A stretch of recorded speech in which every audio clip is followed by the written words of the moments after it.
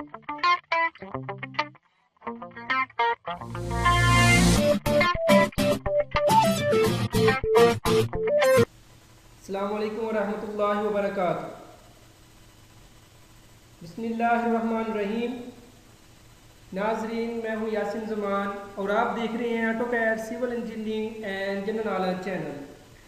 अल्लाह ताला के फजल से आज मैं एक न्यू टॉपिक के साथ आप लोगों के सामने हाज़िर हुआ हूँ, जिसमें आपको बताया जाएगा कि 1 क्यूबिक मीटर में ईंटें कितनी लगती हैं।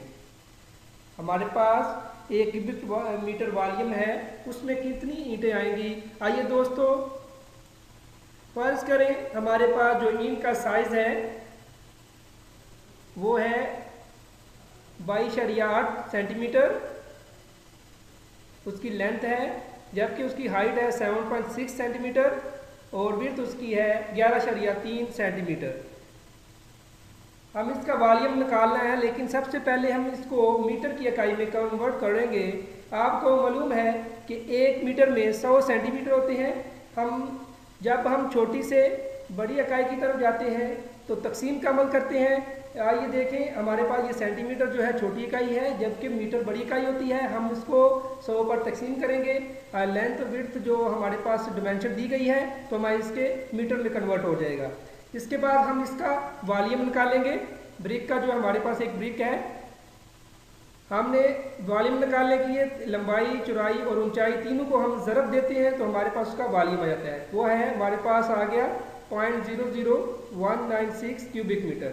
फिर हम इसको जो है 1 क्यूबिक में निकालना चाहते हैं तो हम 1 तकसीम ये वॉल्यूम करेंगे तो हमारे पास टोटल जो है number of brick 1 cubic metre में निकल आएगी।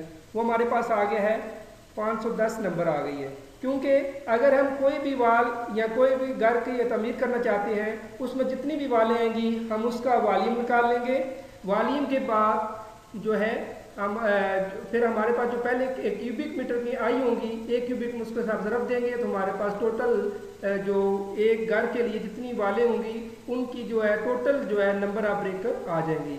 इस तरह हम दोस्तों किसी भी यानी कि किस 1 क्यूबिक मीटर में आसानी से यह ईंटें निकाल सकते हैं।